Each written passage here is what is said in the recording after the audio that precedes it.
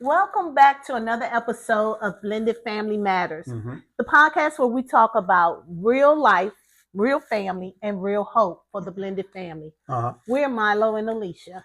And today we're talking about the adjustment process in the blended family. Mm-hmm.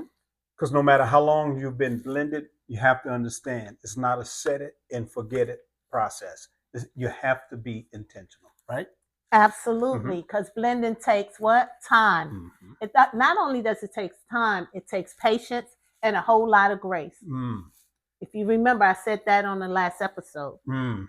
A lot of grace. Lots and lots. I went around the world with the grace. With the grace. Wow. That's right. That's right. So we're going to start off with normalizing the adjustment process, because adjusting in a blended family, like I said, takes intentionality. Mm-hmm. You have to be deliberate.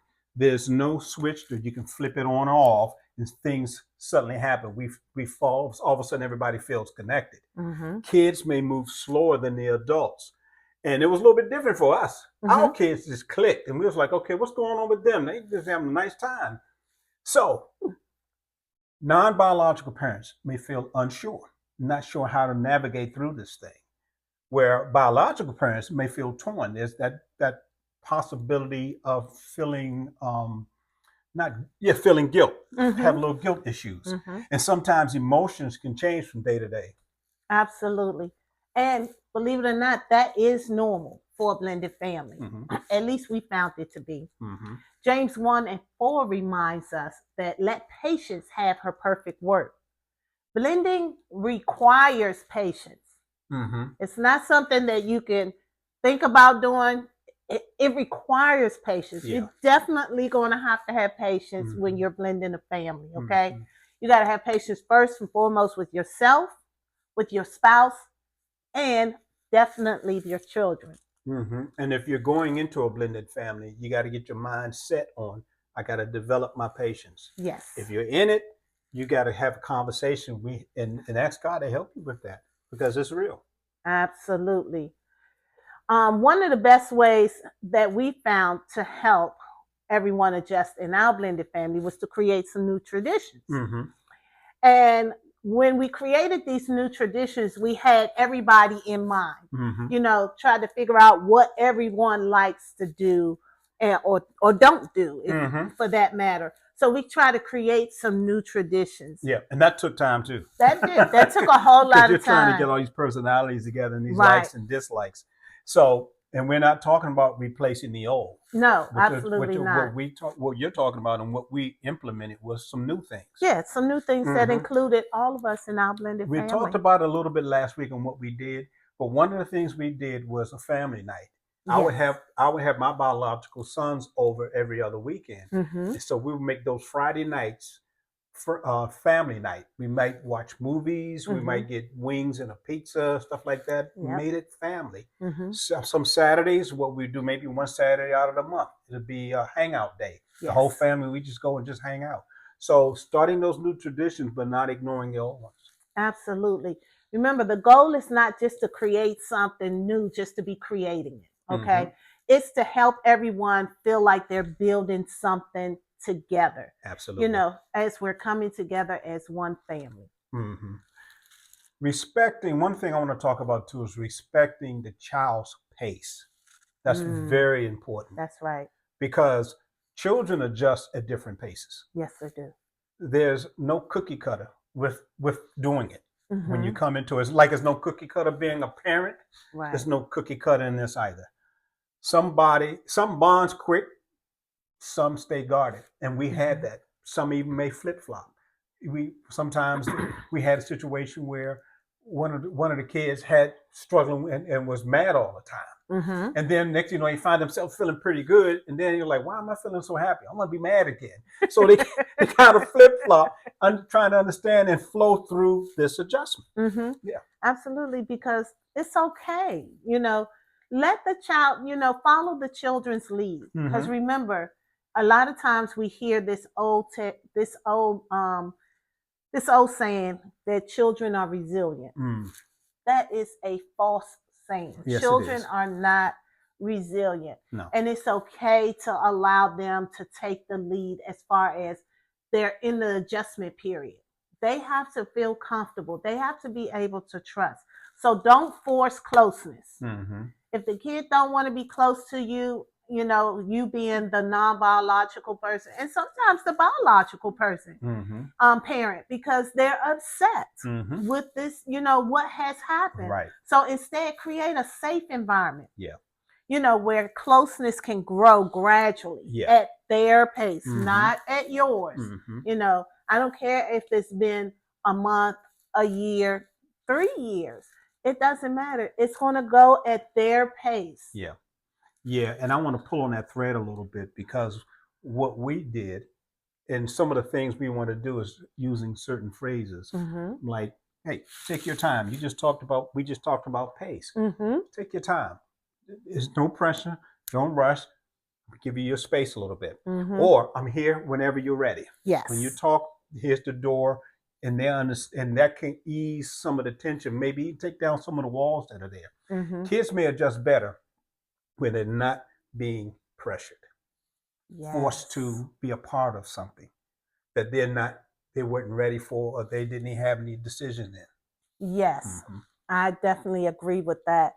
And another thing that helped us was keeping communication open and honest. Yeah. Now, remember, in the beginning, we talked about respect. So they already know that they have to be respectful when they are communicating to us as adults. But you want to make sure that you keep it open. And when you're communicating, especially with children, make sure you do more listening than talking.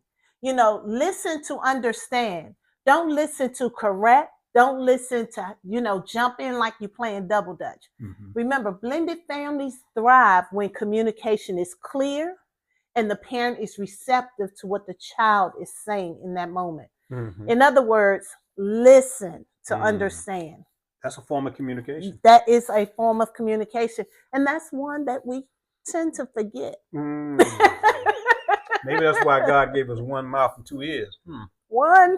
Well, so sometimes it means having uncomfortable conversations as well. And that could be on either parent, the non-biological or the biological. Understand those conversations build trust in the adjustment process. But understand too, it's going to take some time. Because some may be a little bit more rigid than others. Some may be a little bit more leery. I'm trying to get to know you. And even for my biological boys, they weren't with me like they used to be. So it was kind of a challenge for them to kind of break out of their shell a little bit, because they were going through some things that they didn't know how to communicate with. Absolutely.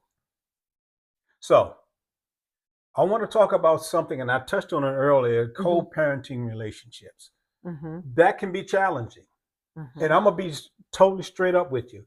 Sometimes the other parent, once there's a breakup there, the communication may just fall apart. Probably the reason why you're not there anymore.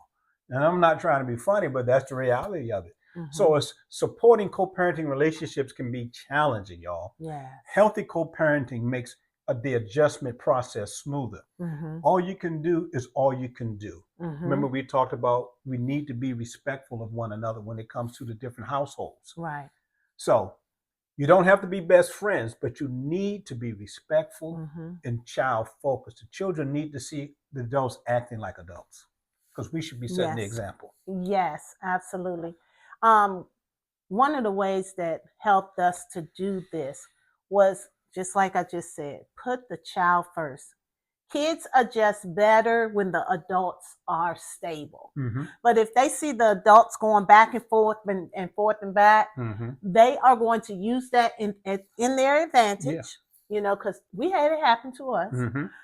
They're going to use that to their advantage. So it's important, it's imperative that you're unified and not in a constant conflict. Again, like you said, you don't have to be best friends, but you do have to be able to coexist so that you can co-parent. So what does that look like, you ask? I'm glad you asked. Glad y'all asked too. This is what it means. All of the parents inside and outside the home need to come to an understanding. Okay? That is the best, whatever the best interest of the children would be. So the children should come first. Yeah. But the adults, like you just mentioned, we have to start adulting. So whatever happened that you guys didn't work, Mm-hmm. I'm sorry. I'm sorry it didn't work. It happened to me, guys, and I had to get over it. Mm-hmm. And so I'm sorry it didn't work. But now we're going to be grown ups because we got these children. Mm-hmm. Although me and you didn't work, we got these kids. How are we going to move forward in a healthy way for our children? Because we got to still raise the children, guys. Mm-hmm. And the way we talk about life be life, and adults need to be adulting. Yes. Let's get it done. Let's get past our feelings. And even with that may take a little bit of time. Yeah. Because you got to patience. Yeah, because you got to wait till the emotional portion of the separation to kind of subside maybe a little bit before you can have those kind of conversations. Absolutely. So let's talk about some of the defining some of these roles. All right. So the non-biological parent often wonder, what's my place? Mm-hmm. You know what I mean? Yes. Where the biological parent wonders how to balance loyalty and unity. And I would add into that too, especially if you're the biological parent where you don't see your children like you used to. Mm-hmm. Now you got to navigate through that guilt that comes through there from time to time too, because that can lead to compromising when you need to establish some forms of discipline. Mm-hmm. So, and that can happen to both households. Yes. The other parent could be going through some changes too. So you got to kind of feel your way through that. And honestly, ask God for some strategies on how to communicate with the parent that y'all not there together anymore. Mm-hmm. Lord, show me how to be able to communicate with this person so I can have a better relationship with them, and the children can see this and maybe help them in this adjustment process. Right. And I just want to add to that what we have done in our blended family, with my children's father and his wife. Me and my husband have a great relationship with them. Yep. But it took some time to build, and it's still growing. Mm-hmm. And we felt as though that was very important for our family to create a foundation, because remember, you have grandchildren that come out of this. Mm-hmm. And so you want to be able to move forward in a more positive light. Yeah. So what we've decided to do, the four of us, is to be that example for all of our children, to show them what a healthy blended family looks like. Mm-hmm. So taking the time to define roles together is important. Yes. And that was something we did. We talked about boundaries and expectations and what support looks like. This can create a smoother adjustment period. Mm-hmm. And that's what we do with the other set of parents. Right. When we go out as just the parents without the children, we go out with just the parents and we talk about how we can make it better impact on our children, how we can be better role models to our grandchildren as far as being a blended family. Yeah. Opportunities to strategize. We strategize, guys. We have we really go away together. Yeah. And again, it takes time to get there. Yeah, this didn't happen overnight. No, not at all. This has just happened over the past 5 years, I would say. And me and my husband have been married this year, 24 years. Yep. So that shows you it takes time. It takes time. Yep. So when we're talking about the couples, we're gonna we're gonna jump into the prioritizing the marriage and get back into the marriage part. Okay. So it's important to prioritize the marriage. Why? I'm glad you asked, even though I know you was thinking. I was thinking it. I know you're thinking. I was thinking. Y'all ain't see the bubble. Because marriage is the foundation of the blended family. If the marriage is strong, the structure of the foundation is strong. I didn't say the structure of the family is strong. The foundation is built on God. The structure is what we develop. Okay. And we got to be careful with that. This helps navigate the same direction when adjusting. When you're on one accord, we need to be going the same direction. I can't go this way, you go that way. It's not going to work. That's what we call tug of war. That's it. Yeah. And a house divided can't stand. Absolutely. So what that means, guys, is we got to invest. Yes. We got to invest in our marriages. And what that looks like is spending quality time, praying together, honest communication, honest conversations. And sometimes those honest conversations may be hard ones. Uncomfortable. Yeah. But they are necessary for protecting your unity. Yeah. And we can't say it enough. Things that the tips and tools that we're giving you, these are things we actually still use today. Yeah. We still use these tools, and it has benefited us greatly. So we're not just telling you something that sounds good, or you throw it up there and see if it works. No, these tools and tips really work if you apply them, if you use them. Now the outcome is going to be different because you guys are different from us and we're different from you. I want to pull on that thread a little bit, because relationships, and that's what we're talking about when we're talking about prioritizing that marriage. Relationships are important, in particular when you talked about how uncomfortable and how hard it is. We've had some tough conversations. Yes. And we've had some intense fellowship in the house. Yeah, that's what we call it, y'all. We don't argue. We just have intense fellowship. We've had some intense fellowship. But what we came to agree on is what the outcome is, to get to a point where we agree. Yes. You know what I mean? Any relationship that you value, when you have those tough times, the outcome should be, did we agree on this? Did we come together on this? Right. It's not I won, you won. I won my fight, you won your fight. Right. It's not about that. No. It's about coming together. So it's important when we talk about prioritizing marriages. So what are we talking about? Is a couple that walks in agreement.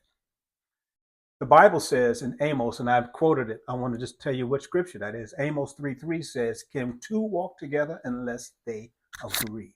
Agreement is powerful. Yes, it is. So, absolutely. When your blended family is going through an adjustment process, apply these helpful tips. Try these little nuggets. See what works for you. Yes. It may not be everything that we did, but try something. See what works for you and your family. That's right. Building something can be beautiful, but it also takes time. It takes one day at a time. God sees your effort. He honors your heart. So don't give up. Don't get weary in well-doing. Right. He says that in his word. Yeah. And I know it can be tough. Like we said earlier, life do be lifing. Yes. But guess what? Family is forever. And we don't get to pick and choose our family all the time. Yeah. But we can create our families. We can blend our families together as one. You want me to add a little something to that? You was like, you're waiting on me. Say something else, man. Go on, say something. Well, I just can't say enough about the importance of the communication and just making sure you stay on one accord with things, because it's very important. Absolutely. If you like this, if you felt this helped you, share this episode with another blended family who might need this type of encouragement. Share a like, comment. Give us some feedback. Because we going through some things. We've been this blended family. The Bible says iron sharpens iron. You can share something with us as we share with you that can help us implement some things. We're not the gurus. We just got the experience. That's all. It. We don't have all the answers. Still living in the process, guys. That's right. Well, thanks for joining us today on Blended Family Matters. And remember, your family is not a mistake. You're part of God's beautiful story of redemption. So no blended family life is perfect. You said that. Definitely not ours. So if y'all's is perfect, y'all need to come and help us out.